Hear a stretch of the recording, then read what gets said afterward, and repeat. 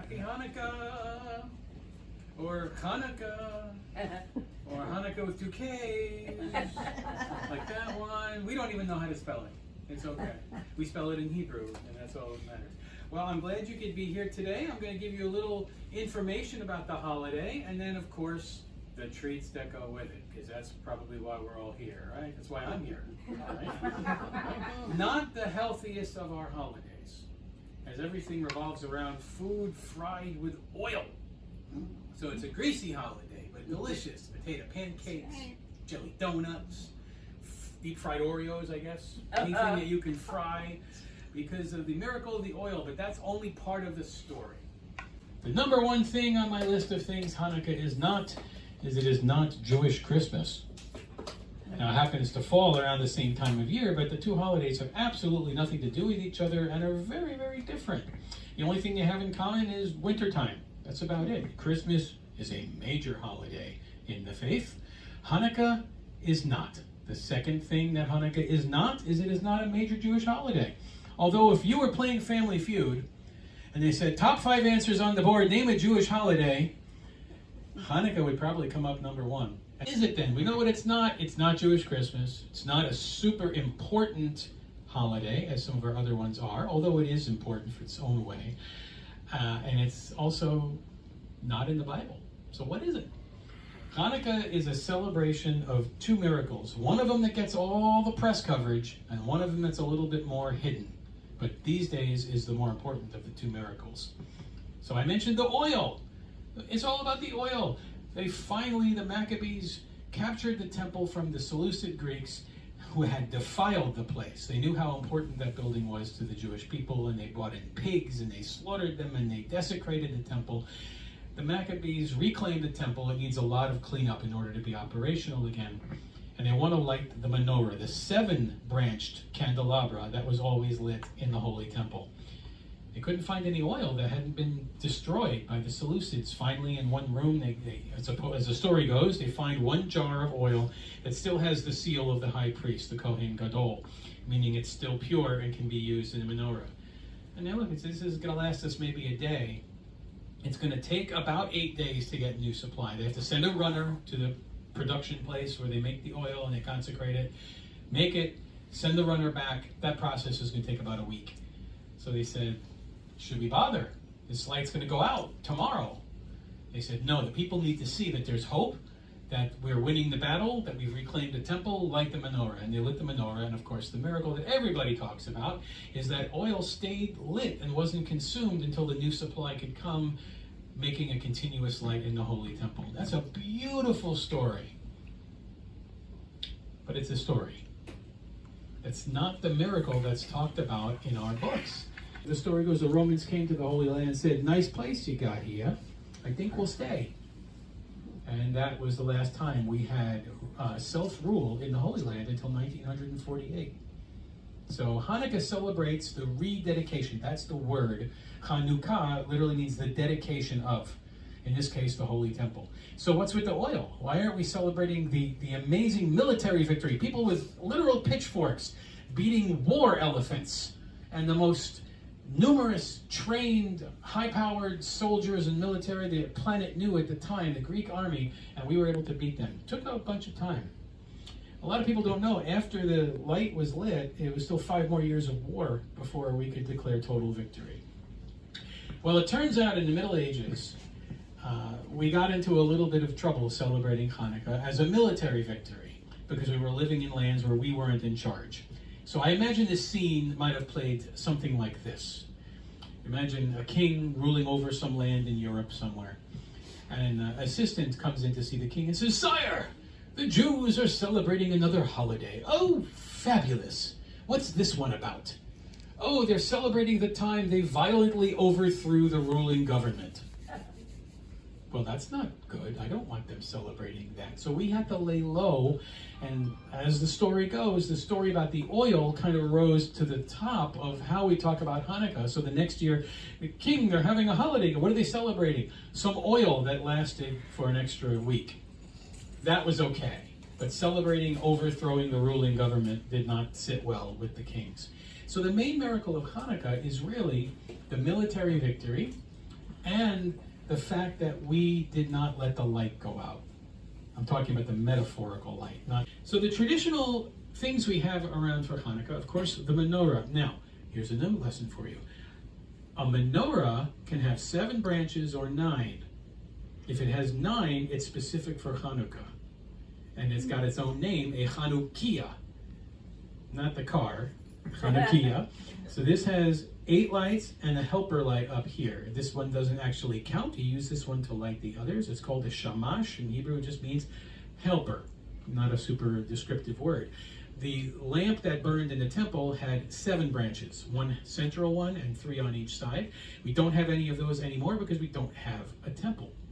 If you were to go to Rome, I believe the Arch of Titus still has kind of a sculpture showing the looting of the Second Temple in the year 70, and you can see them carrying off the menorah, the capital T, with the 7 branches. So you see the 9 here, that's specifically for Hanukkah and no other purpose. All right. The other items you see are dreidels and gelt, and those actually go together, and it tells a story, a little bit of some Jewish ingenuity. I told you when the Greeks came, they didn't intend to kill anyone. They just wanted everyone to give up their ways and become just like them. And if the soldiers came by, they would just think that all Jews have a real gambling problem. Every time we come by, they're spinning a top and playing for the coins and doing this. The coins were to keep the kids interested. In fact, they may have come later, and I'll explain in a moment. But the letters meant something.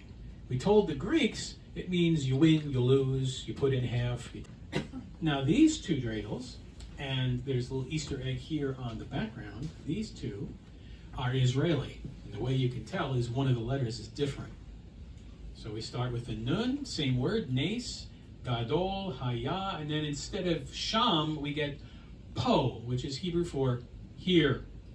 A great miracle happened right here. So if you buy one of these, you know that it was made and marketed and distributed in the Holy Land. So the minority of dreidels around the world look like that. Well, then how does the game work? Well, that becomes easy. P is for put one in. So you still lose, unfortunately, when you get that one. And now you know. The rest of the stuff up here is American marketing ingenuity at its best. There is actually no part of the story that involves the Junicorn, but here he is.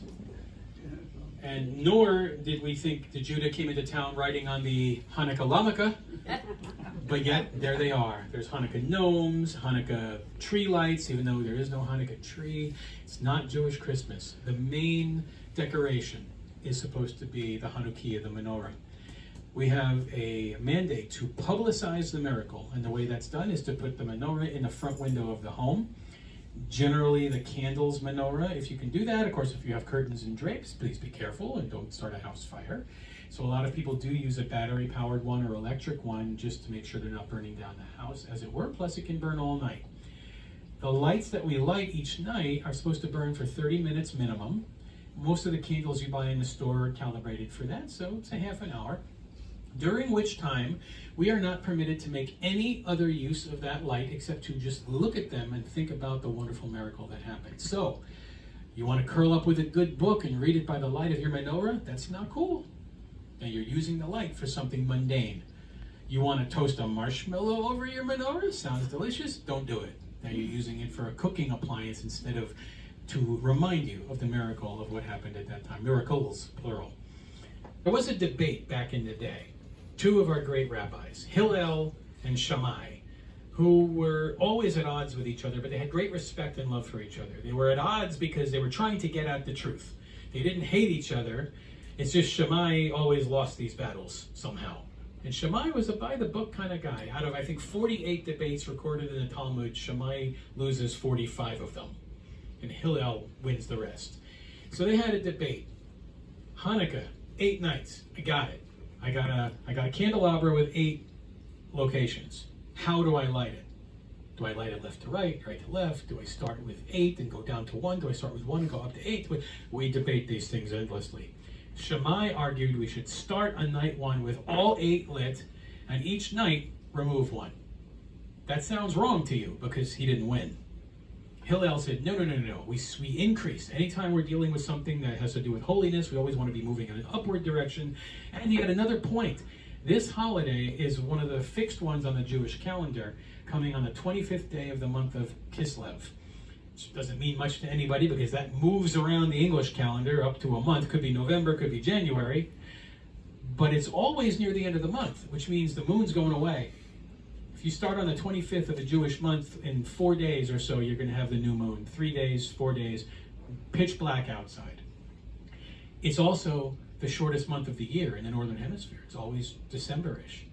This year, it coincides just about with the solstice, which is on the 21st. It's coming up. So would you want to be decreasing light at a time when nature is also decreasing light, or would you want to be increasing light to counter the increase in darkness? So that's the one that's stuck. That's why we light candles the way we do. We load the candles this way, and we light them the opposite way. That's another case where the rabbis couldn't agree, so we get to do both. So we load them from right to left, like we read the language of Hebrew, and then we light them with the newest one first. We say several blessings, we sing several songs, watch the candles burn down. That's about it. Interestingly, the gift-giving part was not a big deal with this holiday until pretty recently. The gifts were these. Here's some gold chocolate coins. Happy Hanukkah. That was it. And some good food. The gift-giving probably was a reaction to the commercialization of Christmas in this country, which is only about 100 years itself. You can blame Macy's and the Coca-Cola Company and their Santa Claus for all of that. And Jewish kids would come home from school and say, what about me? Well, that's why we get Hanukkah unicorns and lamakas and Hanukkah bushes and lights and things. It's not supposed to be Jewish Christmas, but it does have the gift giving. The gift was the coins. In the ancient world, when you won a battle and you were victorious, one of the ways you commemorated that was to mint coins. Also, it showed the world you're in charge of your country again, issuing currency. So they actually do have, one of our members has one, a Maccabean coin. After the Maccabean revolt, when they were successful, they actually minted small coins with little menorahs on. And here's the O Hanukkah song playing. Let me get that going. This Hanukkah dance was to this song.